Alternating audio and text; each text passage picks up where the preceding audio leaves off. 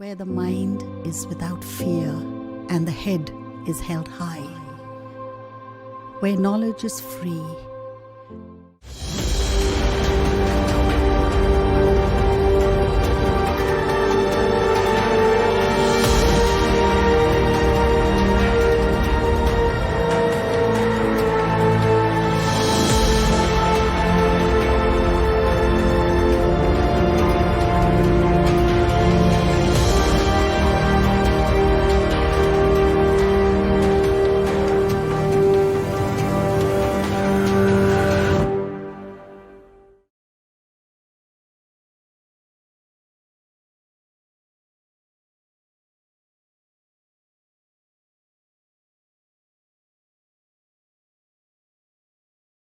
স্নেহের ছাত্রছাত্রীরা, আশা করি তোমরা এই করোনা পরিস্থিতিতে সুস্থ আছো, ভালো আছো, স্বাভাবিক আছো।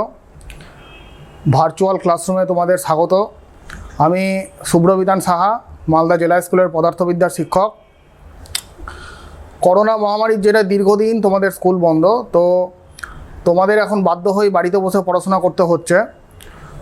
দীর্ঘদিন ধরে তোমাদের যে নর্মাল যে ক্লাসরুমের যে টিচিং লার্নিং পদ্ধতি সেটা ব্যাহত হচ্ছে, তোমাদের স্বাভাবিক পঠন ব্যাহত হচ্ছে, তোমরা বাড়িতে বসেই পড়ছো।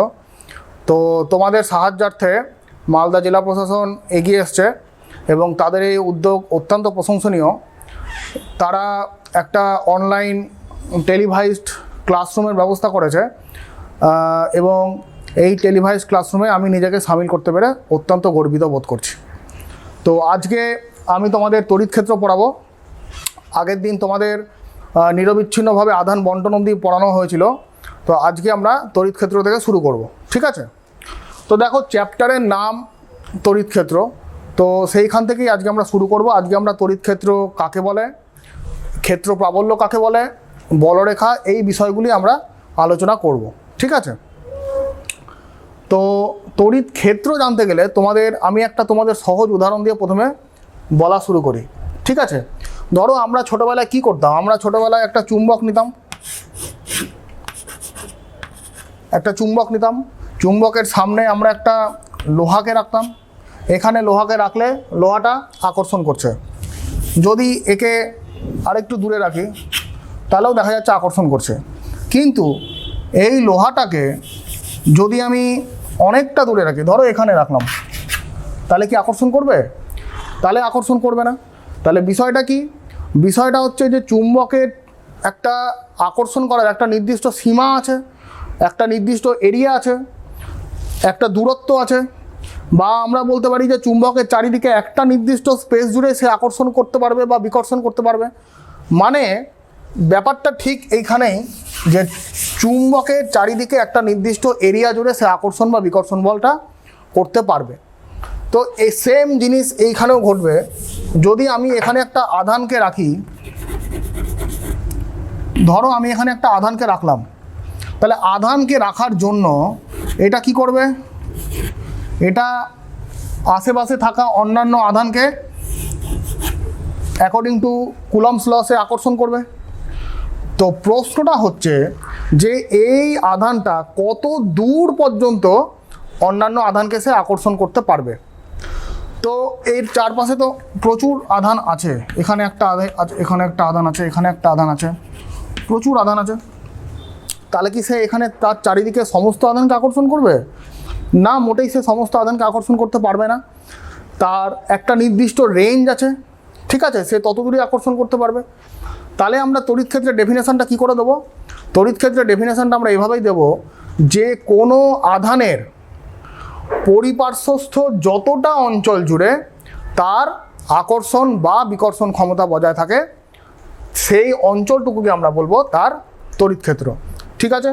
কোনো একটা আধান তার চতুর্দিকে বা তার পরিপার্শ্বস্থ যতটা অঞ্চল জুড়ে তার আকর্ষণ বা বিকর্ষণী ক্ষমতা বজায় থাকবে, সেই অঞ্চলটাকে আমরা বলবো তড়িৎ ক্ষেত্র, ঠিক আছে?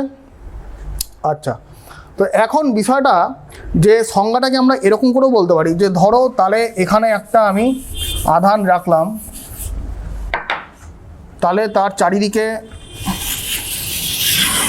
এই অঞ্চলটুকু হচ্ছে তার তড়িৎ ক্ষেত্র। তাহলে এই অঞ্চলের মধ্যে আমি যদি অন্য একটা আধানকে নিয়ে আসি, তাহলে এই আধানটা কি হবে, এই আধানের জন্য কোনো একটা বল অনুভব করবে, সেটা হতে পারে আকর্ষণ বল বা বিকর্ষণ বল। কোনো একটা বল তো আকর্ষণ মানে কোনো একটা বল কাজ করবে। তাহলে আমি এই তড়িৎ ক্ষেত্রের মধ্যে অন্য একটা আধানকে নিয়ে এসেছি, তাহলে কি হবে, এই আধানটা এই আধানের জন্য একটা বল অনুভব করবে। তাহলে এই অঞ্চলের মধ্যে নিয়ে এসেছি তাই জন্য সে বল অনুভব করছে। নিশ্চয়ই যদি আধানটাকে আমি এটার বাইরে নিয়ে আসতাম তাহলে তো সে আকর্ষণ করতে পারতো না।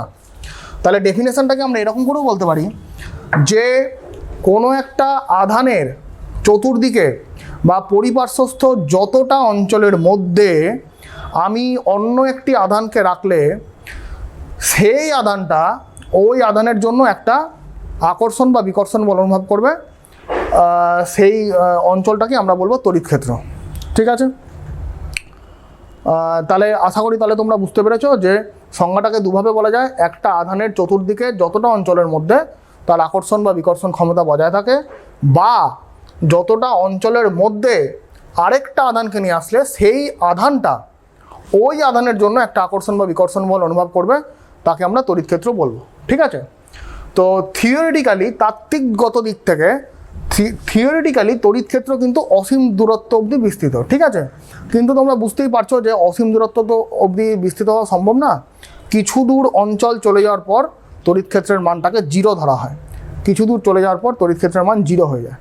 ঠিক আছে, আচ্ছা,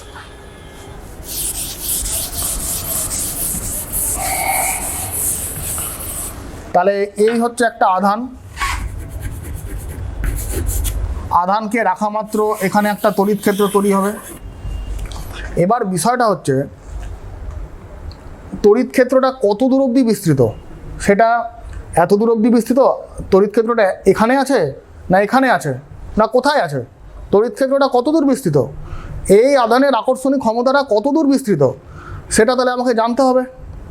তাহলে আমাকে একটা পরীক্ষা করতে হবে। কি পরীক্ষা করব, তাহলে নিশ্চয়ই আমি আরেকটা আধানকে নিয়ে আসবো। ধরা যাক এই হচ্ছে আরেকটা আধান Q0। তাহলে Q0 আধানটাকে আমরা কি করব, এখানে রাখবো আগে। এইখানে রেখে দেখব যে এই আধানটা কোনো আকর্ষণ বা বিকর্ষণ বল অনুভব করছে কি করছে না। যদি আকর্ষণ বা বিকর্ষণ বল অনুভব না করে তাহলে আমরা বলবো যে না, এত দূর অবধি তড়িৎ ক্ষেত্র বিস্তৃত নেই। আর যদি আকর্ষণ করে তাহলে আমরা বলবো যে তাহলে যদি আধানটাকে এখানে রাখি তাহলে অবশ্যই সে একটা আকর্ষণ বা বিকর্ষণ বল অনুভব করবে। ঠিক আছে, তাহলে আমাকে তো পরীক্ষা করে দেখতে হবে যে কোথায় তড়িৎ ক্ষেত্রটা আছে, সেটা কত দূর বিস্তৃত, সেটা আমাকে একটা পরীক্ষা করে দেখতে হবে। ঠিক আছে, তো পরীক্ষা করে যে দেখবো আমি, তো তার জন্য একটা আধান আমাকে নিয়ে আসতে হলো। তাহলে এই যে আধানটা আমি এখানে নিয়ে এসে পরীক্ষা করলাম, সেটাকে আমাকে বলছে পরীক্ষক আধান।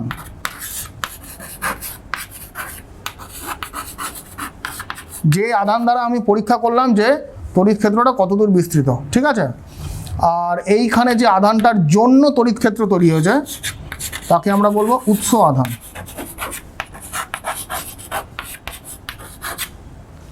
তাহলে যে আধানের জন্য তড়িৎ ক্ষেত্র তৈরি হলো সেটা উৎস আধান, আর যে আধান দ্বারা আমরা পরীক্ষা করলাম কত দূর বিস্তৃত তড়িৎ ক্ষেত্রটা, সেটা হচ্ছে পরীক্ষক আধান। ঠিক আছে, আচ্ছা, আশা করি তোমরা বুঝতে পেরেছো এটুকু।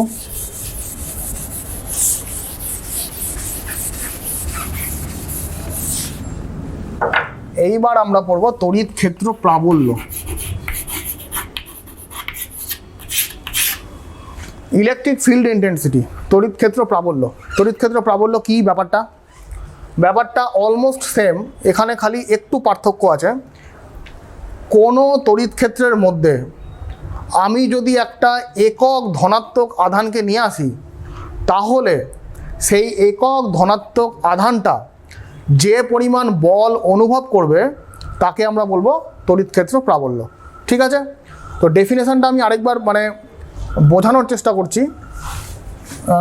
ডেফিনেশনটা বলে গেলাম, এবার ব্যাখ্যায় যাচ্ছি। তাহলে কোনো একটা তড়িৎ ক্ষেত্র আমাকে আগে উৎপন্ন করতে হবে, তার জন্য যে কোনো একটা আধান নিয়ে আসতে হবে। যে কোনো একটা আধান নিয়ে আসলাম, এই চারিদিকে একটা তড়িৎ ক্ষেত্র তৈরি হয়ে গেল। এইবার কি করব, এই তড়িৎ ক্ষেত্রের মধ্যে একটা যে কোনো একক ধনাত্মক আধানকে নিয়ে আসতে হবে। যে কোনো একক ধনাত্মক আধান, দেখো এটা +1 আধান। ঠিক আছে, সেটা হতে পারে 1 ESU হতে পারে, বা 1 কুলম হতে পারে, আধানের মানটা +1 ইউনিট হবে, ঠিক আছে? সে একক, আমি এককের কথা বলছি না, কিন্তু তার ম্যাগনিটিউডটা +1 হবে। আচ্ছা, এই আধানটা তোমার প্লাস বা মাইনাস তুমি যাই রাখতে পারো, অসুবিধা নেই, কিন্তু এইখানে তুমি যে আধানটা নিয়ে আসছো সেটা তোমাকে +1ই রাখতে হবে, ঠিক আছে? তাহলে কি হলো, তড়িৎ ক্ষেত্রের মধ্যে আমি যদি একটা একক ধনাত্মক আধান নিয়ে আসি, তাহলে এই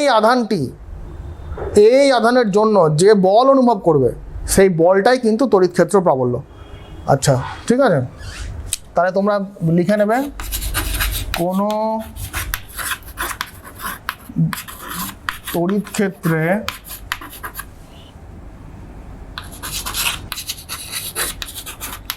একটি একক ধনাত্মক আধান রাখলে সেটি যে বল অনুভব করবে তাকে ক্ষেত্র প্রাবল্য বলবো।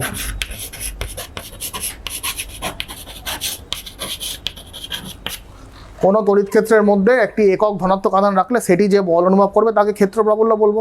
তাহলে এইটা কি হবে, এখন তাহলে এখানে যে বলটা অনুভব করবে সেটা কত? তাহলে আমাদের কুলম্বের সূত্র বলে গেছে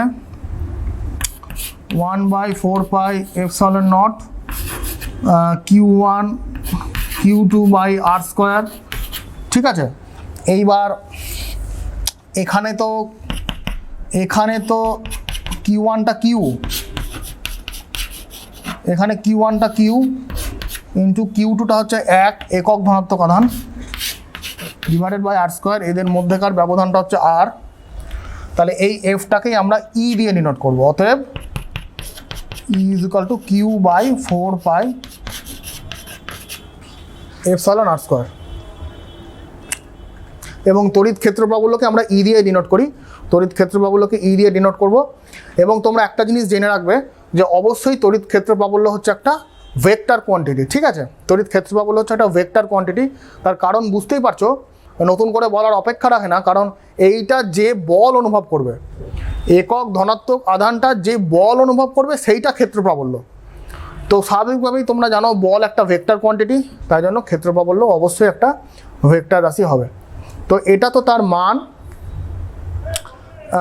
তার মান এবং ডিরেকশান বোঝাতে চাইলে মাথায় একটা অ্যারো দিয়ে দেবে, এবং এই হচ্ছে ইউনিট ভেক্টরের এগেনস্টের ডিরেকশান, ঠিক আছে? আর ইউনিট ভেক্টর দ্বারা আমরা তার ডিরেকশানটাকে বোঝাই। এবং ক্ষেত্র প্রাবল্যের ডিরেকশানটা এইখানে কোন দিকে হবে, যে দিকে বলের ডিরেকশান সেটাই হচ্ছে ক্ষেত্র প্রাবল্যের ডিরেকশান, ঠিক আছে? একক ধনাত্মক আধানটা যে বলটা অনুভব করে তাকেই আমরা ক্ষেত্র প্রাবল্যের ডিরেকশানটা বলি, যেদিকে বলটা অনুভব করে সেই দিকেই ক্ষেত্র প্রাবল্যের ডিরেকশান, এবং সেই দিকেই তড়িৎ ক্ষেত্রের ডিরেকশান, ঠিক আছে? এটা তোমরা মাথায় রাখবে। আশা করি তোমরা এটা বুঝতে পেরেছো, অত্যন্ত সোজা বিষয়টি।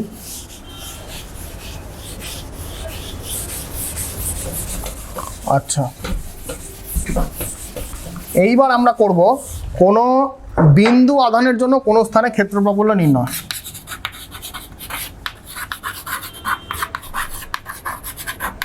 বিন্দু আধানের জন্য কোনো স্থানে ক্ষেত্র প্রাবল্য।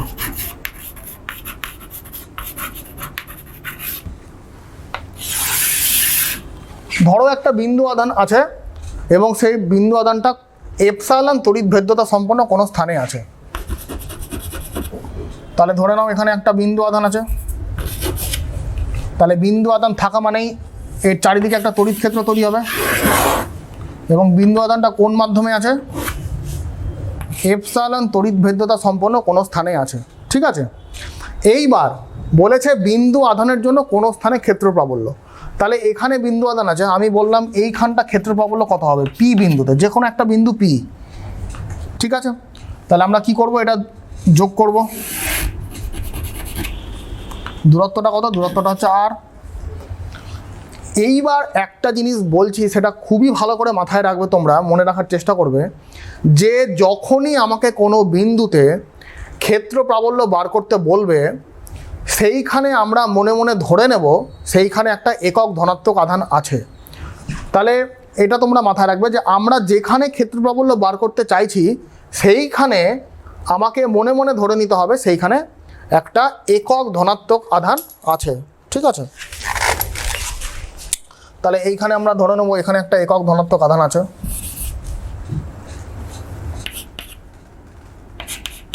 মনে মনে ধরে নেব, অরিজিনালি নেই।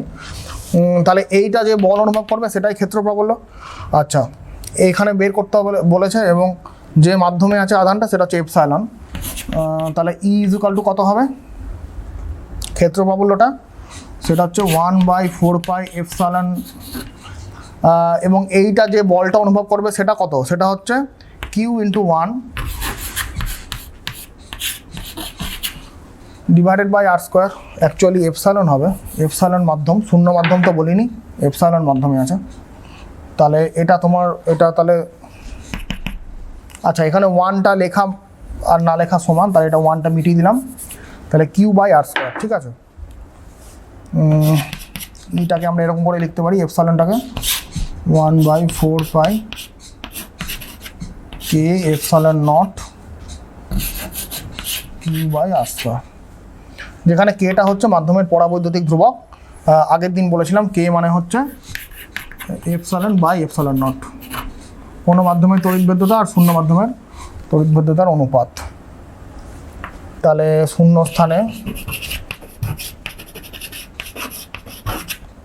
স্থানে কেটা তো 1 হয়ে যাবে শূন্য স্থানে বা বায়ু মাধ্যমে, তখন ইটা দাঁড়াবে 1/4 epsilon not Q by R square. এটা হচ্ছে বিন্দু আধানের জন্য কোনো বিন্দুতে ক্ষেত্র প্রাবল্য। কোনো একটা স্থানে বিন্দু আধান আছে, তার জন্য যে কোনো স্থানে, সেটা আমি পি বিন্দুতে বার করেছি, তুমি যে কোনো জায়গায় তুমি এই ফর্মুলা ইউজ করে যে কোনো জায়গায় ক্ষেত্র প্রাবল্য বার করতে পারবে। আচ্ছা, আশা করি বুঝতে পেরেছো। এটা তো এসআইতে করলাম, সিজিএসে করলে জাস্ট এই টার্মটা অ্যাবসেন্ট থাকবে। সিজিএসে করলে কী হতো? ই ইজুকাল টু দাঁড়াতো কিউ বাই আর স্কোয়ার। এই টার্মটা হতো না, এটা তোমরা জানো এসআইয়ের জন্য আসে। তাহলে আমরা কি পেলাম? E equal to Q by R square. এখানেই আমি একটু ছোট্ট করে দিই। আচ্ছা, তাহলে এটা তোমরা বোঝা গেল বিন্দু। আচ্ছা, আশা করি তোমরা বুঝতে পেরেছো এটা।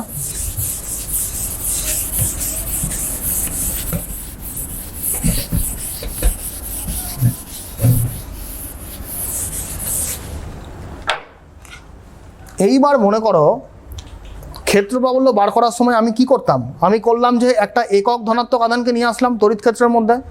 এইবার মনে করো আমি একক ধনাত্মক আধান নিয়ে আসলাম না, আমি তার জায়গায় যে কোনো পরিমাণ আধান নিয়ে আসলাম, সেটা হতে পারে 5, 6, 7, 8, 20, 25, যে কোনো আধান আমি নিয়ে আসলাম।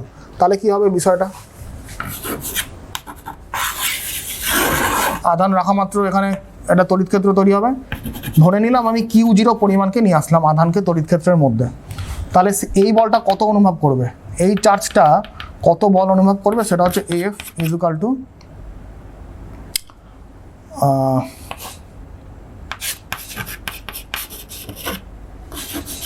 Q0 by R square.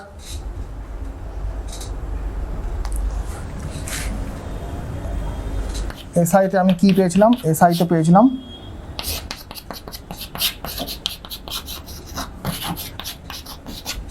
তাহলে এই টোটাল জিনিসটা ই এখনই করা আছে ওইখানে।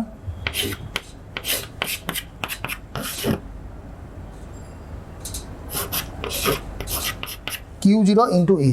তাহলে আমরা সেটা কত পেলাম? Q0 ইন্টু ই পেলাম। ঠিক আছে, অর্থাৎ আমরা এটা কি পেলাম? আমরা এটা পেলাম যে তড়িৎ বল ইজ ইকুয়াল টু আধান গুণ তড়িৎ ক্ষেত্র, তড়িৎ আধান গুণ তড়িৎ ক্ষেত্র। এইটা আমরা পেলাম। অর্থাৎ এটা আমরা কি পেলাম? এখান থেকে আমরা বুঝতে পারলাম যে যে কোনো একটা আধানকে যখনই আমি একটা তড়িৎ ক্ষেত্রের মধ্যে নিয়ে আসবো, সেইটা কত বল অনুভব করবে? সেইটা একটা বল অনুভব করবে, সেটা হচ্ছে আধান গুণ তড়িৎ ক্ষেত্র। যখনই আমি যে কোনো পরিমাণ আধানকে যখনই আমি তড়িৎ ক্ষেত্রের মধ্যে নিয়ে আসবো, সে বল অনুভব করবে আধান গুণ তড়িৎ ক্ষেত্র। তাহলে আমরা এখান থেকে দুটো ইম্পর্টেন্ট জিনিস পেলাম, সেটা হচ্ছে ই মানে হচ্ছে 1 নম্বর উৎস আধান বাই আর স্কোয়ার, যদি আমি উৎস আধান দিয়ে লিখতে চাই এই যে এটা। আর 2 নম্বর এখান থেকে ই কি পেলাম, এফ বাই কিউ জিরো। তাহলে এখান থেকে আমরা পেলাম ই মানে হচ্ছে এফ বাই কিউ জিরোটা হচ্ছে পরীক্ষক আধান।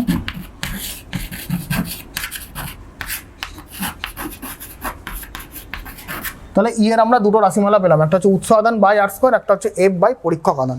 তো তোমরা কিন্তু যখন ইউজ করবে ফর্মুলাটা তখন দেখে নেবে উৎস আধান আর পরীক্ষক আধান যেন তোমরা গন্ডগোল না করো, ঠিক আছে। আচ্ছা, এইটাকেই যে বলটা অনুভব করবে সেটা তো একটা ভেক্টর আছে, তাহলে ভেক্টর দিয়ে লিখতে গেলে এখানে আমরা একটা অ্যারো দিয়ে দেবো, F equal to Q zero into H, কারণ আধানটা হচ্ছে স্কেলার রাশি তোমরা জানো। আচ্ছা, এইবার আমরা করব তড়িৎ ক্ষেত্রের 3টে জিনিস, একক, মাত্রা এবং তার একক দ্বয়ের মধ্যে সম্পর্ক, যেটা তোমরা জানো এইচএসের জন্য কিন্তু খুব ইম্পর্টেন্ট একটা কোশ্চেন, যে একক এবং মাত্রা কি। এইটা দিয়ে কিন্তু এইচএসে বহুবার অবজেক্টিভ কোশ্চেন আসে এবং প্রত্যেকবার এর আগে এসছে, বহুবার এসছে এবং তোমাদের বেলাতেও আসবে, ভবিষ্যতেও আসবে। অবজেক্টিভ কোশ্চেন কিন্তু এখান থেকে হামেশাই দিয়ে দেয় যে একক মাত্রা বিভিন্ন টার্মে, ঠিক আছে। তো সেইটা তোমাদের জানা দরকার।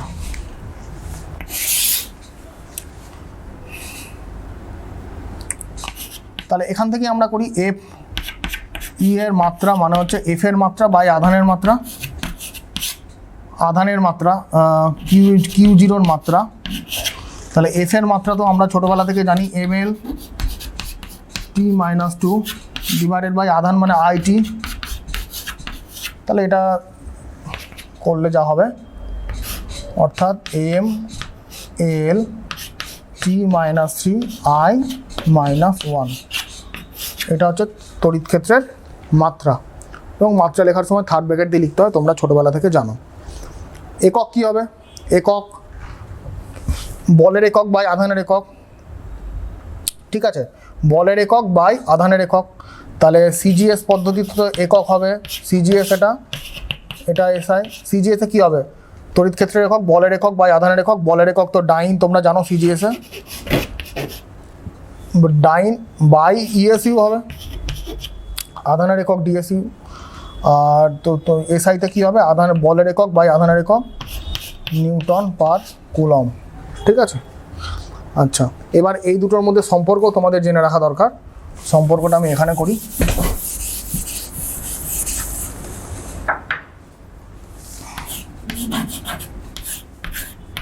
এক নিউটন পার কুলম মানে তোমরা জানো 1 নিউটন মানে 10⁵ ডাইন,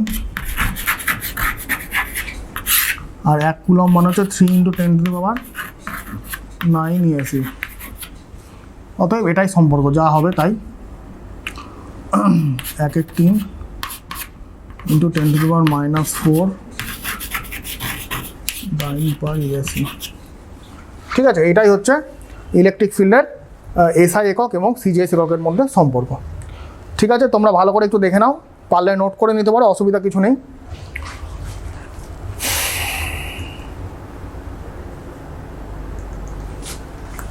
ঠিক আছে, আশা করি তোমরা বুঝতে পেরেছো।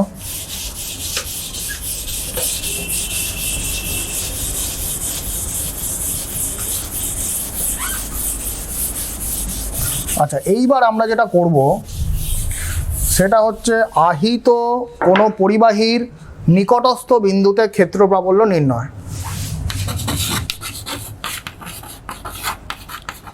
আহিত পরিবাহীর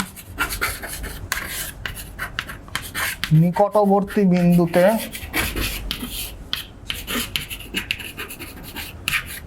ক্ষেত্র প্রাবল্য, এটাও পরীক্ষার জন্য প্রচণ্ড ইম্পর্টেন্ট, বহুবার এসছে এর আগে। আহিত পরিবাহীর নিকটবর্তী বিন্দুতে ক্ষেত্র প্রাবল্য। তাহলে আহিত পরিবাহী বলে দিয়েছে মানে তুমি যে কোনো একটা পরিবাহী নেবে সেটা আহিত হতে হবে, মানে চার্জ কন্ডাক্টর নিতে হবে তোমাকে। তাহলে ধরলাম আমি একটা গোলাকার পরিবাহী নিলাম, আর ব্যাসার্ধের একটা গোলাকার পরিবাহী, ও এটা তার রেডিয়াস ধরো আর। আহিত পরিবাহী, এবার এখানে পরিবাহীর শেপ বলে দেয়নি কীরকম পরিবাহী হতে হবে। আমি গোলাকার পরিবাহী নিলাম, দেখি কি হয়। যার সেন্টার হচ্ছে ও, রেডিয়াস হচ্ছে আর, এবং এটা আহিত পরিবাহী বলেছে, মানে এর মধ্যে ধরে নাও প্লাস কিউ পরিমাণ আধান আছে, আহিত পরিবাহী। এর নিকটস্থ বিন্দুতে ক্ষেত্র প্রাবল্য নির্ণয়। তাহলে নিকটস্থ বিন্দু মানে ধরলাম এর নিকটস্থ বিন্দু মানে খুবই কাছে একটা বিন্দু নিলাম পি, এবং এইখানে তার ক্ষেত্র প্রাবল্যটা বার করতে হবে। তো এটা, এবং এটা তোমাদের জেনে রাখা দরকার যে এই গোলাকার পরিবাহীটা এপসাইলন তড়িৎ ভেদ্যতা সম্পন্ন কোনো স্থানে আছে, ঠিক আছে। এপসাইলন তড়িৎ ভেদ্যতা সম্পন্ন কোনো স্থানে একটা আহিত পরিবাহী নিয়েছি, হ্যাঁ, যেটা গোলাকার পরিবাহী, যার ব্যাসার্ধ হচ্ছে আর, এবং যার মধ্যে প্লাস কিউ পরিমাণ আধান আমি রেখেছি। তাহলে বলেছে যে এই আহিত পরিবাহীর নিকটস্থ কোনো বিন্দুতে, ধরলাম অত্যন্ত কাছে পি বিন্দু, এইখানে তড়িৎ ক্ষেত্রের মান বের করতে হবে। তাহলে আমি কি করব? আচ্ছা, তো এইখানে তোমাদের আমি একটা কনসেপশন বলে দিতে চাই। এটা প্রমাণ করা যায় বা এটা ধরে নেওয়া হয় যে আহিত পরিবাহীর বাইরে কোনো বিন্দুতে যদি আমি তড়িৎ ক্ষেত্র প্রাবল্য বার করতে চাই, তাহলে আমাকে ধরে নিতে হবে তার সমস্ত আধান পরিবাহীর কেন্দ্রে সঞ্চিত আছে, ঠিক আছে। তোমরা জানো প্রথম অধ্যায়ে পড়েছো যে আধান সবসময় পরিবাহীর বাইরের পৃষ্ঠে অবস্থান করে, হ্যাঁ। তো এইখানে তোমরা একটা জিনিস জেনে রাখবে, এটা প্রমাণ করা যায়, যেটা তোমাদের উঁচু ক্লাসে আছে, যে যখনই আমরা একটা পরিবাহীর বাইরে কোনো বিন্দুতে, বাইরে, পরিবাহীর মধ্যে না, পরিবাহীর বাইরে যে কোনো জায়গায় আমি তার ক্ষেত্র প্রাবল্য বা বিভব যাই বলো না কেন, আমরা যদি বার করতে চাই, তাহলে আমরা ধরে নিই তার সমস্ত আধান কেন্দ্রে সঞ্চিত আছে। অর্থাৎ আমরা ধরে নেব যে এর এই প্লাস কিউ আধানটা কেন্দ্রে আছে, তাহলে আমাদের বার করতে সুবিধা হবে, ক্যালকুলেশনের সুবিধা হবে। তাহলে ক্ষেত্র প্রাবল্য বলেছে এখানে বার করতে হবে, পি বিন্দুতে ক্ষেত্র প্রাবল্য কত বার করতে হবে? তাহলে পি বিন্দুতে ক্ষেত্র প্রাবল্য হচ্ছে ই, সেটা কত হবে? সেটা হবে আমরা এক্ষুনি বললাম ফর্মুলা কি হয়, 1/4 এপসাইলন নট। এইবার হচ্ছে কিউ বাই আর স্কোয়ার, তাহলে কিউ তো এখানে প্লাস কিউ আধান দেওয়া আছে, ডিভাইডেড বাই হচ্ছে এদের মধ্যে ডিস্টেন্সটা। আচ্ছা, এক্ষুনি বললাম যে যেখানে তড়িৎ ক্ষেত্র প্রাবল্য বার করতে হবে সেখানে একটা একক ধনাত্মক আধান ধরে নিতে হবে, আছে।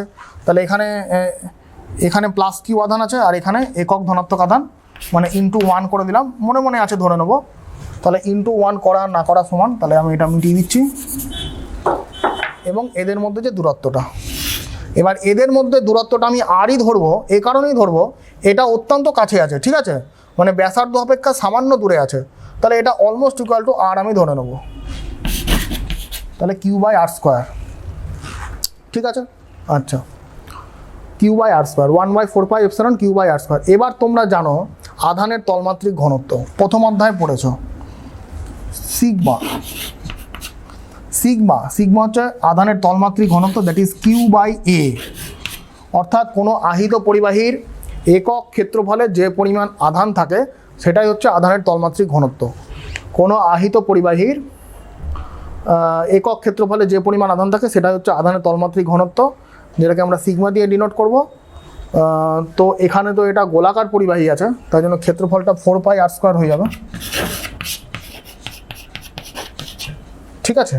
তাহলে আমি এখানে কিউবের জায়গায় কি বসাতে পারি? কিউবের জায়গায় বজ্রগণন করলে 4 আর স্কোয়ার সিগমা বসাতেই পারি।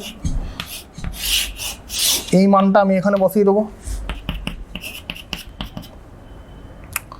4 R square sigma divided by 4 epsilon nought R square. 4 R square cancel, থাকলো হচ্ছে সিগমা। আচ্ছা, এখানে আমি শূন্য মাধ্যম ধরিনি, এটা এপসাইলন মাধ্যমে আছে, তাই জন্য ওটা এপসাইলন হবে। এবং আমি যদি এপসাইলনকে যদি এপসাইলন নট দিয়ে লিখতে চাই, এটাও এখানে এপসাইলন হবে। শূন্য মাধ্যম যে কোনো মাধ্যমেই থাকতে পারে, তো শূন্য মাধ্যম তো আমি ধরিনি, আমি অন্য যে কোনো মাধ্যম ধরেছি। সিগমা বাই এপসাইলনের জায়গায় কে এপসাইলন নট। তাহলে তড়িৎ ক্ষেত্রের মানটা দাঁড়ালো এইটা, ক্ষেত্র প্রাবল্যের মানটা। অর্থাৎ কি দাঁড়ালো? যে আহিত পরিবাহীর নিকটস্থ কোনো বিন্দুতে ক্ষেত্র প্রাবল্য দাঁড়ালো E equal to sigma by K epsilon nought, আধানের তলমাত্রিক ঘনত্ব ডিভাইডেড বাই পরাবৈদ্যুতিক ধ্রুবক ইন্টু শূন্য মাধ্যমে তড়িৎ ভেদ্যতা, ঠিক আছে। অর্থাৎ আহিত কোনো পরিবাহীর নিকট বিন্দুতে ই দাঁড়ালো 1/k এপসাইলন নট ইন্টু আধানের তলমাত্রিক ঘনত্ব। এই যে সম্পর্কটা, এটাকেই আমরা একটা নতুন সম্পর্ক নাম দিয়েছি। এটা হচ্ছে একটা উপপাদ্য, যেটা হচ্ছে কুলম্বের উপপাদ্য। এটাকে আমরা বলি কুলম্বের উপপাদ্য। ঠিক আছে, তোমরা কিন্তু ভুল করে কুলম্বের সূত্র লিখে দিও না। পরীক্ষার সময় কুলম্বের উপপাদ্য বিবৃত করো, ব্যাখ্যা করো লেখে, তো এইটা লিখতে হবে কুলম্বের উপপাদ্য। প্রথমে যেটা পড়িয়েছিলাম সেটা কুলম্বের সূত্র, এটা কিন্তু কুলম্বের উপপাদ্য। ঠিক আছে, এটা ভুল করবে না তোমরা। কুলম্বের উপপাদ্যটা কি হলো? E is equal to 1/k epsilon nought into আধানের তলমাত্রিক ঘনত্ব। তো এখানে একটা জিনিস দেখো, এখানে কিন্তু রেডিয়াসটা নেই, এই রাশিমালার মধ্যে কোনো কিন্তু রেডিয়াস নেই, মানে গোলাকার পরিবাহীর ব্যাসার্ধ নেই। ঠিক আছে, তাহলে ব্যাসার্ধ যেহেতু নেই, তাহলে আমরা এটা কনক্লুড করতে পারি যে এই ফর্মুলাটা বা এই পদ্ধতিটা শুধুমাত্র গোলাকার পরিবাহীর ক্ষেত্রে প্রযোজ্য এমনটা নয়, এটা যে কোনো শেপের পরিবাহীর ক্ষেত্রেই প্রযোজ্য। এটা হতে পারে আয়তাকার পরিবাহী, ত্রিভুজাকার পরিবাহী বা অন্যান্য যে কোনো শেপের পরিবাহীর ক্ষেত্রেই এই ফর্মুলাটা প্রযোজ্য। অর্থাৎ যে কোনো শেপের পরিবাহীর ক্ষেত্রেই আমরা এটা বলতে পারি যে তার নিকটস্থ কোনো বিন্দুতে ক্ষেত্র প্রাবল্য হবে সেটা 1/k epsilon not multiplied by আধানের তলমাত্রিক ঘনত্ব। ঠিক আছে, তো এই হচ্ছে বিষয়টা। তো তোমরা একবার ভালো করে দেখে নাও, পারলে এক খাতায় নোট করে নাও, কারণ যখন ক্লাস শুরু হবে তখন কিন্তু তোমরা যদি টিভিতে ক্লাসটা ফলো করো ডেইলি, তাহলে তোমরা অবশ্যই উপকার পাবে। এবং তোমাদেরকে কিন্তু খাতা, পেন এবং বই সঙ্গে নিয়ে বসতে হবে। ঠিক আছে, তোমরা বুঝতে না পারলে নোট করবে, নোটটা করে রাখলে তোমাদের মনে রাখতে সুবিধা হবে এবং দীর্ঘদিন মনে থাকবে। তো তোমরা একবার দেখে নাও।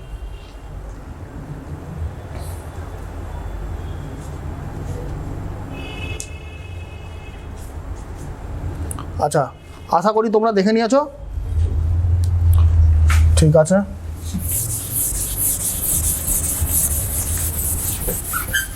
আচ্ছা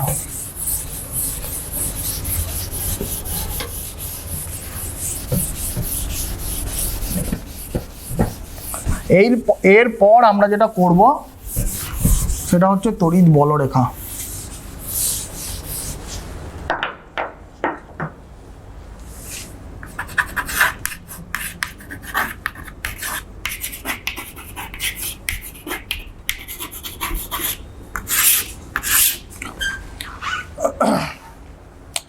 দেখো, তড়িৎ বলরেখা কি, এর কনসেপ্টটা কি, সেটা জানার আগে আমাদের নিজেদেরকে কিছু প্রশ্ন আমাদেরকে জানতে হবে যে আমরা তো মানে তড়িৎ বলরেখার দরকারটা কী ছিল। কারণ আমরা সবাই জানি যে তড়িৎ বলরেখা কাল্পনিক বলরেখা। ফ্যারাডে কিছু কাল্পনিক বলরেখার আশ্রয় নিয়েছিলেন এই আকর্ষণ বা বিকর্ষণ বলকে বোঝানোর জন্য। তো যে জিনিস কাল্পনিক তার কেন এত দরকার পড়লো, যার কোনো বাস্তবে রিয়েলিটিতে যার কোনো এক্সিস্টেন্সই নেই, তো সেইটা ফিজিক্সে কেন এতটা ইম্পর্ট্যান্ট, সেইটা আমাদের আগে বুঝতে হবে। ঠিক আছে, তো আমরা কি করব, আমরা তো এইটা তো আমরা জানি যে কোনো একটা আধান রাখলাম, তার চারিদিকে একটা তড়িৎ ক্ষেত্র তৈরি হবে। এবার তড়িৎ ক্ষেত্রে যদি আমি একটা একক ধনাত্মক আধান রাখি, তাহলে অ্যাকর্ডিং টু কুলম্ব ল সেটা কত ফোর্স অনুভব করবে, F is equal to 1/4 pi epsilon not q into 1/r²। এই এফটাই এখানে ই বলে আমরা লিখে দেবো। এই এফটাই হচ্ছে ই, মানে ক্ষেত্র প্রাবল্য। ক্ষেত্র প্রাবল্যের মানটা কি দাঁড়ালো, 1/4 পাই এপসাইলন কিউ/r²। এটা তো আমরা জানি। তাহলে বিষয়টা হচ্ছে যে এর মধ্যে তো মাত্র একটা আধান নেই তড়িৎ ক্ষেত্রের মধ্যে, এর মধ্যে অজস্র আধান আছে, কোটি কোটি আধান আছে। কোটি কোটি যদি আধান থাকে তাহলে তড়িৎ ক্ষেত্র প্রাবল্যের কোটি কোটি মান আছে এবং তাদের ডিরেকশানও আছে। এবং তোমরা জানো যে প্রত্যেকের মান আর অভিমুখ আবার আলাদা। তাহলে মান তো আমরা পেয়ে গেলাম, এটা তো ক্ষেত্র প্রাবল্যের মান আমরা জানি। মান দুটো আধানের ক্ষেত্রে বা একাধিক আধানের ক্ষেত্রে মানটা সমান হতেও পারে। তার কারণ এইখানে একটা বিন্দু আধান আছে, যার ডিস্টেন্স হচ্ছে আর, এইখানে আমি আরেকটা বিন্দু আধান নিলাম যার ডিস্টেন্স হচ্ছে আর, দুজনেরই আর সমান, এই আরটা সমান, তাহলে ক্ষেত্র প্রাবল্য দুজনের সমান হতে পারে, কিন্তু অভিমুখ কি, অভিমুখ কি কেমন করে সমান হবে, বা অভিমুখ কিভাবে আমরা ডিনোটটা করব, অভিমুখ কী হবে, ক্ষেত্র প্রাবল্যের ডিরেকশনের অভিমুখ কী হবে। তাহলে এখন যদি তোমরা জিজ্ঞাসা করো যে অভিমুখ বলতে আমরা কি বোঝাচ্ছি, সেইটা আমরা কি লিখবো, সেইটা হচ্ছে একটা বিষয়, অভিমুখটা আমরা কি বোঝাচ্ছি। তাহলে আমি যদি তোমাদের বলি কোনো তড়িৎ ক্ষেত্রে, দেখো আমি অ্যারো দিয়ে লিখে দিচ্ছি তোমাদের বুঝতে সুবিধা হবে, কোনো তড়িৎ ক্ষেত্রে যদি একটা বিচ্ছিন্ন ধনাত্মক আধানকে রাখি, বিচ্ছিন্ন ধনাত্মক আধানকে রাখি, তাহলে সে একটা বল অনুভব করবে। কোনো তড়িৎ ক্ষেত্রে আমি একটা বিচ্ছিন্ন ধনাত্মক আধানকে রেখেছি, তাহলে সে একটা বল অনুভব করবে, বল অনুভব করার পর সে একটা নির্দিষ্ট অভিমুখে চলতে শুরু করবে,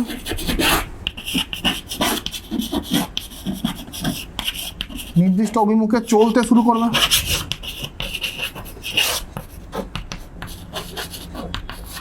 কোন দিকে চলবে, একটা বিচ্ছিন্ন ধনাত্মক আধানকে যখনই আমরা একটা তড়িৎ ক্ষেত্রের মধ্যে রাখবো, সে একটা বল অনুভব করবে, এবং বলটা অনুভব করার পর সে কোন দিকে চলতে শুরু করবে সেটা ডিটারমাইন করে দেবে আমাদের তড়িৎ বলরেখা, যেটা একটা ইমাজিনারি রেখা, কাল্পনিক রেখা, কিন্তু সেটাই আমাদের সাহায্য করবে যে আধানটা বল অনুভব করার পর কোন দিকে চলবে, এইটা আমাদের জানান দেবে তড়িৎ বলরেখা। ঠিক আছে, তো চলো আমরা একটু বোঝার চেষ্টা করি বিষয়টা।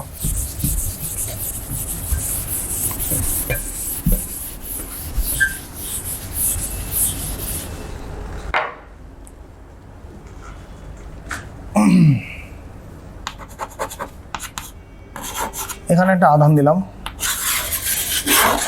এখানে একটা তড়িৎ ক্ষেত্র তৈরি হলো।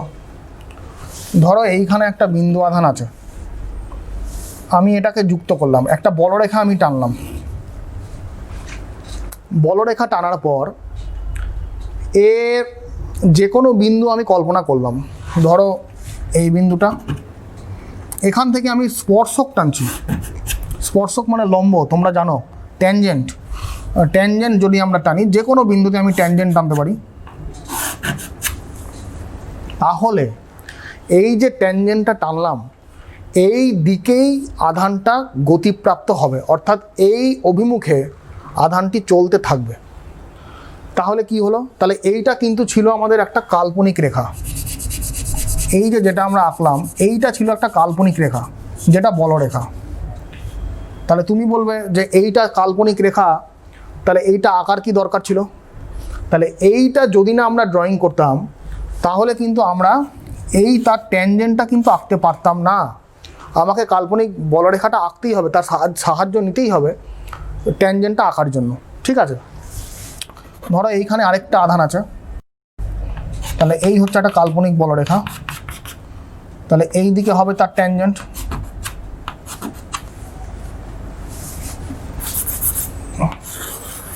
ধরো এইখানে একটা আধান আছে, এইখানে ধরো আধান আছে একটা, তাহলে ট্যানজেন্ট তার এই দিকে হবে, এবং এইটা হচ্ছে কাল্পনিক বলরেখাগুলো। হ্যাঁ, এবার প্রশ্ন আসতে পারে যে কোন দিকে হবে, ট্যানজেন্টটা খালি ওই দিকেই কেন হবে, এই দিকে কেন হবে না, সেইটা আমি তোমাদের পরের অধ্যায় যখন পড়াবো ম্যাগনেটিক ফিল্ড, তখন কিন্তু আমরা বিষয়টা আলোচনা করব। তাহলে তোমরা জিনিসটা কিন্তু খুবই সোজা, জিনিসটা কি হলো, তাহলে এই যে কাল্পনিক বলরেখাটা সেটাই হচ্ছে তড়িৎ ক্ষেত্র, তড়িৎ বলরেখা। হ্যাঁ, তাহলে তোমাদের যদি বলি যে তড়িৎ বলরেখা কাকে বলবো, তাহলে তোমরা কি বলবে, তোমরা বলবে যে কোনো তড়িৎ ক্ষেত্রের মধ্যে আমি যদি একটা একক বিচ্ছিন্ন ধনাত্মক আধান রাখি, তাহলে সেই আধানটি, একক ধনাত্মক আধানটি বা বিচ্ছিন্ন ধনাত্মক আধানটি যে বল অনুভব করবে এবং সেই বলের দরুন সে যেদিকে গতিপ্রাপ্ত হবে সেইটা হচ্ছে তড়িৎ বলরেখার স্পর্শক বরাবর। হ্যাঁ, অর্থাৎ যেদিকে যাবে সেটা হচ্ছে তড়িৎ বলরেখার স্পর্শক বরাবর। তো আশা করি তোমরা বুঝতে পেরেছো তড়িৎ বলরেখা। এরপর ধর্ম তোমাদের জানতে হবে, তড়িৎ বলরেখার ধর্ম, যেটা তো 3 নম্বরে কোশ্চেন মাঝে মধ্যে দিয়ে দেয়। হ্যাঁ, তো 4 থেকে 5টা লিখলেই হবে। আমি তোমাদের 4-5টা জানলেই হবে। আমি তোমাদের 4-5টা বলে দিচ্ছি, সেটা একটু তোমরা নোট করে রাখতে পারো বা লিখে নিতে পারো, বই থেকেও পড়তে পারো। হ্যাঁ, তো এখানে ধর্মটা তোমাদের জানতে হবে যে তড়িৎ বলরেখা সবসময় পজিটিভ আধান থেকে শুরু করে ঋণাত্মক আধানে গিয়ে শেষ হয়, ধনাত্মক আধান থেকে শুরু করে ঋণাত্মক আধানে গিয়ে শুরু হয়। 2 নম্বর তো লিখবে তোমরা যে কোনো পরিবাহীর অভ্যন্তরে কোনো বলরেখা থাকতে পারে না, যা থাকবে বাইরে। বলরেখা পরিবাহীর বাইরে থাকবে।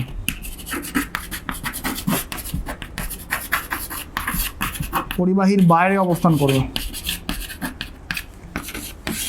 3 নম্বর তোমরা বলবে যে দুটো বলরেখা কখনো পরস্পরকে ছেদ করবে না। কেন? ধরা যাক এখানে একটা আধান আছে, এই হচ্ছে তড়িৎ ক্ষেত্র,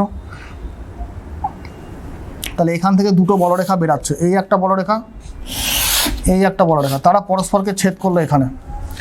তাহলে তোমাকে যদি বলি আমি এই পয়েন্টে এই যে বলরেখাটা আছে, এই বলরেখাটা, তার জন্য একটা ট্যানজেন্ট টানো, তুমি টানবে এই দিকে অবিলম্ব। আবার তোমাকে যদি বলি এই পয়েন্টে এই যে বলরেখাটা আছে, এই বলরেখাটা, তার জন্য একটা ট্যানজেন্ট টানো, তুমি টানবে এইদিকে। তাহলে এখানে যদি একটা আধান থাকে, এখানে ধরো যে কোনো একটা আধান আছে, তাহলে একটা আধানের তো দুদিকে গতিপথ হতে পারে না। একটা আধান তার গতির অভিমুখ দুদিকে হতে পারে না, তাই জন্য দুটো বলরেখা কখনো পরস্পরকে ছেদ করবে না। 4 নম্বর লিখতে পারো যে পরিবাহীকে সবসময় লম্বভাবে টাচ করে। পরিবাহীকে বলরেখা লম্বভাবে টাচ করে।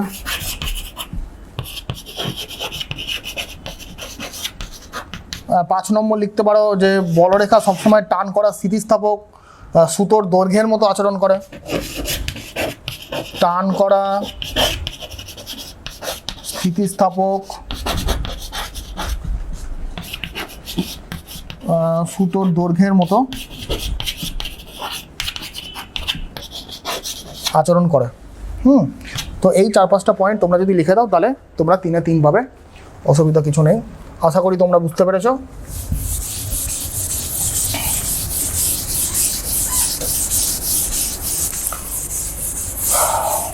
আচ্ছা, এইবার আমরা যেটা করব সেইটা হচ্ছে তড়িৎ বলরেখার কিছু মানচিত্র আঁকব। তড়িৎ বলরেখার কিছু মানচিত্র আমাদের আঁকতে হবে।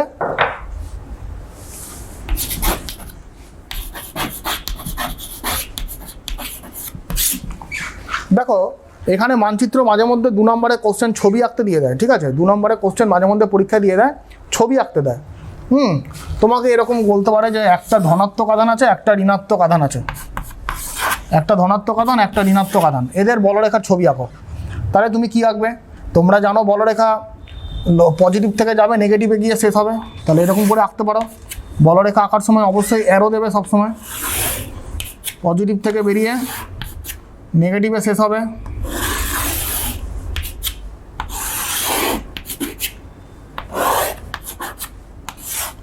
এদিক দিয়ে বার করে দাও,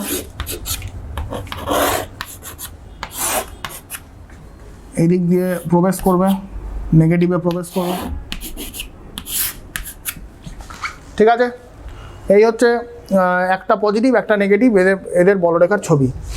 2 নম্বর যদি দিতে পারে যে দুটোই ধরো সেম আধান আছে, দুটোই পজিটিভ আধান আছে, এখানেও একটা প্লাস আধান, এখানেও একটা প্লাস আধান আছে, তাহলে বলরেখার ছবি কীরকম হবে? তাহলে তোমরা জানো পজিটিভ থেকে বেরিয়ে ঋণাত্মকে শেষ হয়, তাহলে পজিটিভ থেকে বের করো, কিন্তু এখানে তো ঋণাত্মক আধান নেই, তাহলে কোথায় যাবে?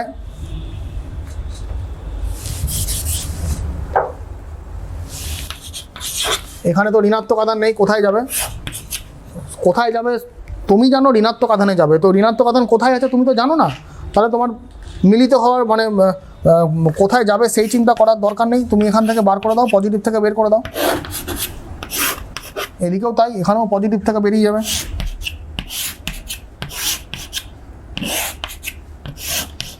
আচ্ছা, বুঝতেই পারছো মাঝখানে কোনো ইয়ে নেই, মাঝখানে ক্ষেত্র প্রাবল্য 0 হয় এই সমস্ত জায়গাটা, মাঝখানে ক্ষেত্র প্রাবল্য 0 হয়, মানে এই আধানের জন্য যা প্রাবল্য, এই আধানের জন্য প্রাবল্য এই পয়েন্টে 0 হয়।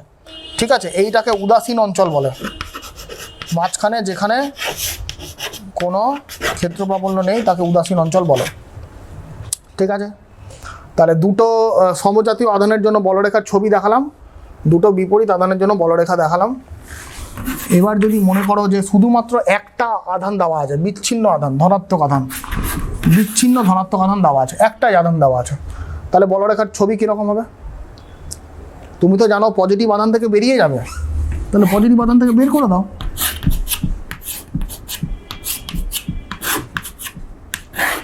ঋণাত্মকে গিয়ে মিলিত হবে, কিন্তু ঋণাত্মক তো কোথায় আছে তুমি জানো না, তাই জন্য তুমি শুধু বের করে দাও। কোথায় যাবে সেটা দরকার নেই জানা। আচ্ছা, 4 নম্বর, যদি শুধুমাত্র একটা ঋণাত্মক আধান দেওয়া থাকে তাহলে কি হবে? তোমরা জানো ঋণাত্মক আধানে বলরেখা এসে মিলিত হয়, অ্যারোর ডিরেকশনটা ঠিক মতো দেবে।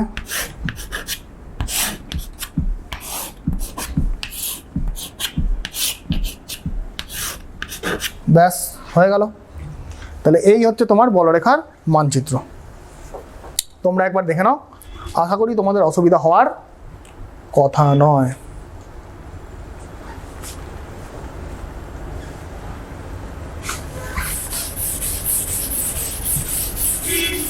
আচ্ছা, আমি মিটিয়ে দিলাম, আশা করি তোমরা বুঝতে পেরেছ।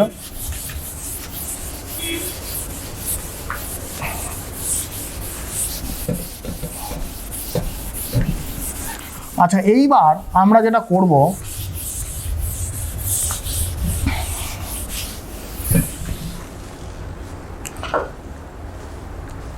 সেইটা হচ্ছে যে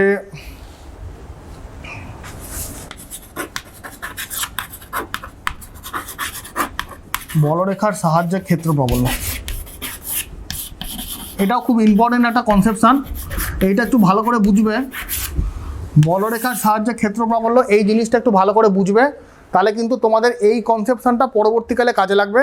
পরের দিন যখন আমরা পড়াবো, ইলেকট্রিক ফ্লাক্স পড়াবো, সেখানে কিন্তু তোমাদের কাজে লাগবে আজকের এই কনসেপশনটা। ঠিক আছে, বলরেখার সাহায্যে ক্ষেত্র প্রাবল্য কি বলেছে এখানে বিষয়টা? এখানে বলেছে যে ধরা যাক এপসাইলন তড়িৎ ভেদ্যতা সম্পন্ন কোনো স্থানে কিউ পরিমাণ আধান আছে। কিউ পরিমাণ আধান আছে কোন স্থানে? এপসাইলন তড়িৎ ভেদ্যতা সম্পন্ন স্থানে। শূন্য মাধ্যমও থাকতে পারে, সেক্ষেত্রে তড়িৎ ভেদ্যতা এপসাইলন 0 হবে, কিন্তু আমি তো এখানে যে কোনো মাধ্যম নিয়েছি, তার জন্য তড়িৎ ভেদ্যতা এপসাইলন। ঠিক আছে, তো বিজ্ঞানী ম্যাক্সওয়েল বলে গেছেন যে কিউ পরিমাণ আধান যখন এপসাইলন তড়িৎ ভেদ্যতা সম্পন্ন কোনো স্থানে থাকে, সেখান থেকে কিউ বাই এপসাইলন সংখ্যক বলরেখা নির্গত হয়। কিউ বাই এপসাইলন সংখ্যক বলরেখা নির্গত হয়।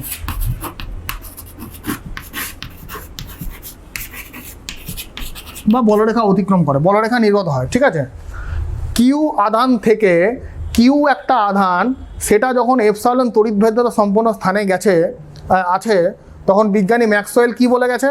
বিজ্ঞানী ম্যাক্সওয়েল বলেছেন যে ওই আধান থেকে কিউ বাই এপসাইলন পরিমাণ বলরেখা নির্গত হয়।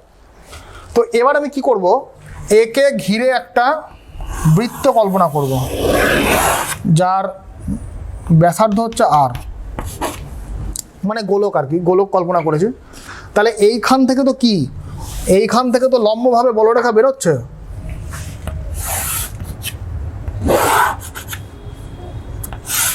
একে এরকম করে বলরেখা বেরোচ্ছে। কটা বলরেখা বেরোবে সেটাও বলে গেছে, যে কিউ বাই এপসাইলন পরিমাণ বলরেখা বেরোবে। তাহলে একে আমি সেন্টার করে আর ব্যাসার্ধের একটা গোলক কল্পনা করলাম। তাহলে আর ব্যাসার্ধের যদি গোলক কল্পনা করি, তাহলে আমাকে একটা জিনিস তোমরা বলো তো, যে এইখান থেকে নির্গত বলরেখার যে সংখ্যা, সেটাই তোমার এই গোলকের সমগ্র তল থেকে মানে বলরেখার সংখ্যা।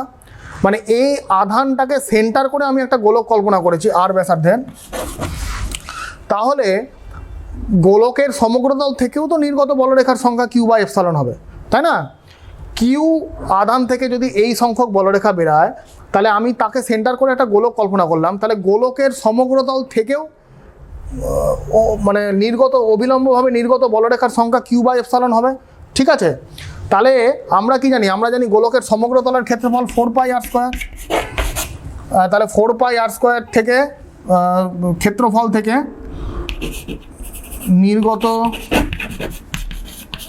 বলরেখার সংখ্যা হচ্ছে Q/ε, অর্থাৎ একক ক্ষেত্রফল থেকে নির্গত বলরেখার সংখ্যা সেটা হচ্ছে দেখো Q/4πr²ε, ঠিক আছে। তো এইটাকেই যদি আমি একটু সাজিয়ে লিখি তাহলে আমরা কি পেয়ে গেলাম, Q/4πε r²। দেখো তো এই রাশিমালাটা কিসের সঙ্গে মিল আছে?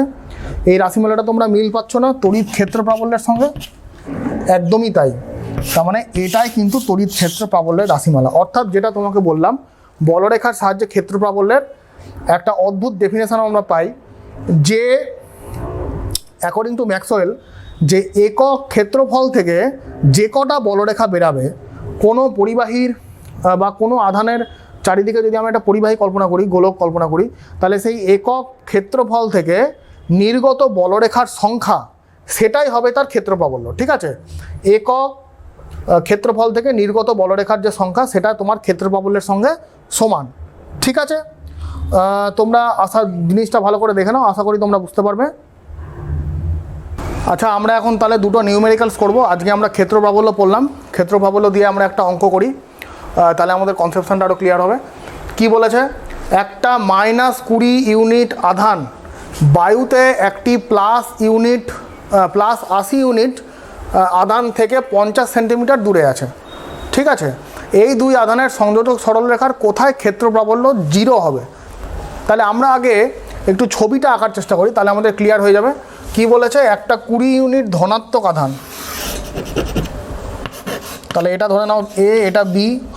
তাহলে একটা -20 ইউনিট আধান বায়ুতে 80 ইউনিট ধনাত্মক আধান থেকে 50 সেন্টিমিটার দূরে আছে। তাহলে এখানে ধরে নাও +80 ইউনিট আছে, এখানে ধরে নাও -20 ইউনিট আছে। তাহলে এদের মধ্যে ব্যবধান বলে দিয়েছে 50 সেন্টিমিটার। বলেছে এদের সংযোজক সরলরেখার কোথায় ক্ষেত্র প্রাবল্য 0 হবে, ঠিক আছে। তো ক্ষেত্র প্রাবল্য 0 হবে মানে ধরে নিলাম আমি এখানে ক্ষেত্র প্রাবল্য 0 হবে, এদের মধ্যবর্তী কোথাও স্থানে ক্ষেত্র প্রাবল্য 0 হবে। তাহলে কেমন করে তুমি বুঝতে পারবে যে এখানে ক্ষেত্র প্রাবল্য 0 আদৌ হবে কি হবে না, বা কোথায় হবে? দেখো, আমি আজকেই পড়ালাম যে যেখানেই আমাকে ক্ষেত্র প্রাবল্য বার করতে বলবে সেখানেই আমি ধরে নেব একটা একক ধনাত্মক আধান ওখানে আছে, ঠিক আছে। তাহলে এখানে যদি আমি মনে মনে একটা +1 আধান এখানে যদি ধরে নিই, তাহলে দেখো এটা তো এইখানকার +80 আধান এই এক আধানকে এই দিকে বিকর্ষণ করবে, মানে ক্ষেত্র প্রাবল্যের ডিরেকশানটা হবে এপি বরাবর, এই দিক বরাবর, ডান দিক বরাবর। আবার এইটা এখানে -Q আধান আছে, -20 আধান আছে, সেটাও কিন্তু এই +1 আধানকে নিজের দিকে আকর্ষণ করবে, মানে এটারও ক্ষেত্র প্রাবল্যের ডিরেকশন হচ্ছে ডান দিক বরাবর। তাহলে ডান দিক বরাবর দুটো ক্ষেত্র প্রাবল্যই যদি একই ডিরেকশানে হয় তাহলে লব্ধি প্রাবল্য কোনোদিনই 0 হতে পারবে না। তাহলে এখানে পিটা হবে না, মানে এইখানে মিডিলে তো কোথাও ক্ষেত্র প্রাবল্য 0 হচ্ছে না। ধরো সংযোজক সরলরেখাটাকে একটু বাড়িয়ে দাও, ধরা যাক পিতে তাহলে হচ্ছে কি হচ্ছে না। তাহলে এখানে আমি একটা +1 আধান রাখবো, হ্যাঁ। তাহলে দেখো এ পিকে বিকর্ষণ করছে ওই দিক বরাবর E1 এর ডিরেকশানটা, আবার বি মানে এখানে যে -20 আধান আছে সেটা +1কে নিজের দিকে টানছে এই দিক বরাবর। তাহলে উল্টো দিকে ক্ষেত্র প্রাবল্য হচ্ছে, আর উল্টো দিকে যদি ক্ষেত্র প্রাবল্য হয় তাহলে কোথাও না কোথাও ধরলাম এইখানে ক্ষেত্র প্রাবল্য 0 হবে, ঠিক আছে। তাহলে এইখানে হচ্ছে, তাহলে ধরে নাও এইটা হচ্ছে x, তাহলে এখানে -20 আধানের জন্য ক্ষেত্র প্রাবল্য আমি আর লিখছি না, E1 = 20/x²। সিজিএসে করলে ডিরেকশানটা লিখে দেবে এপি বরাবর বা বিপি PA বরাবর, ঠিক আছে। E2টা হচ্ছে এই দিক বরাবর হবে 80/50 + x², কারণ 80 এখানে আছে আর ডিস্টেন্সটা হচ্ছে 50 + x তার হোল²।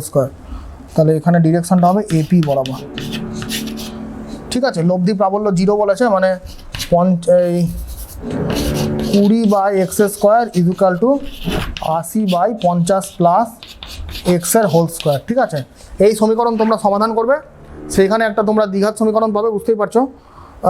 এবং সেটা সমাধান করলে যেটা গ্রহণযোগ্য মান সেটাই হবে, অর্থাৎ এক্সের একটা ভ্যালু তোমরা এখান থেকে পাবে। ঠিক আছে, আচ্ছা এরপর তোমাদের আরেকটা অঙ্ক বলে দেওয়া আছে, নেক্সট অঙ্ক যেটা বলে দেওয়া আছে তোমরা ওটা বাড়িতে সলভ করবে। এরপরে আরেকটা বলে দেওয়া আছে যে 80 মিলিগ্রাম ওজনের একটি দোলকপিণ্ড থেকে এত আধান বহন করছে, মানে এখানে দোলকপিণ্ড আছে, সেটা এরকম করে ঝুলছে। এইখানে ধরো একটা দোলকপিণ্ড আছে যেটা কত আধান বহন করছে সেটা লিখে দিয়েছে, এবং এটা তড়িৎ ক্ষেত্রে অনুভূমিকভাবে স্থির আছে। ঠিক আছে, তাহলে স্বাভাবিকভাবে বলো তো যে একটা আধান যদি এখানে থাকে তাহলে এর ওপর সাম্যাবস্থায় কটা বল কাজ করে? সাম্যাবস্থায় এর ওপর দুটো বল, একটা ওজন কাজ করছে নিচের দিকে আর একটা সুতোর টান টি কাজ করছে ওপরের দিকে। তাহলে এটাকে যদি দুটো ভাগে ভাগ করি তাহলে এটা যদি থিটা হয় তাহলে টি এর আমরা দুটো উপাংশ পাবো, একটা হচ্ছে এই দিক বরাবর টি কস থিটা, একটা এই দিক বরাবর হচ্ছে টি সাইন থিটা। তাহলে টি কস থিটা তো এমজি, তোমরা ছবি দেখে বুঝতে পারছো, আর টি সাইন থিটা হচ্ছে যেহেতু তড়িৎ ক্ষেত্রে স্থির আছে তার জন্য তড়িৎ ক্ষেত্রের বল কিউই হবে। ঠিক আছে, তাহলে এই দুটোকে তোমরা সমাধান করবে, এটা 1 এটা 2, এবার তোমরা 1/2 করবে বা 2/1 করবে, তাহলে তোমরা একটা সমীকরণ পাবে এবং সমীকরণ সমাধান করে তোমরা সুতোর টান এবং থিটা এই দুটো মান তোমরা জেনে যাবে। দুটো আননোন, দুটো অজানা সমীকরণ, দুটো সমীকরণ তোমরা সমাধান করে পেয়ে যাবে। ঠিক আছে, তো আজকে এইটুকুই থাক। তোমরা যেটুকু বিষয় পড়ালাম তোমরা ভালো করে বাড়িতে পড়বে, টেক্সট বইটা বাড়িতে ভালো করে ফলো করো, বারবার করো, তাহলে তোমরা নিশ্চয়ই পারবে। আশা করি কোনো সমস্যা হবে না। এর পরের দিন আমরা তড়িৎ বলরেখা, এই তড়িৎ দ্বিমেরু এবং আদার্স যা যা আছে সব পড়াবো। ঠিক আছে, তো আজকের মতো এইটুকুই, ব্যাস, ধন্যবাদ।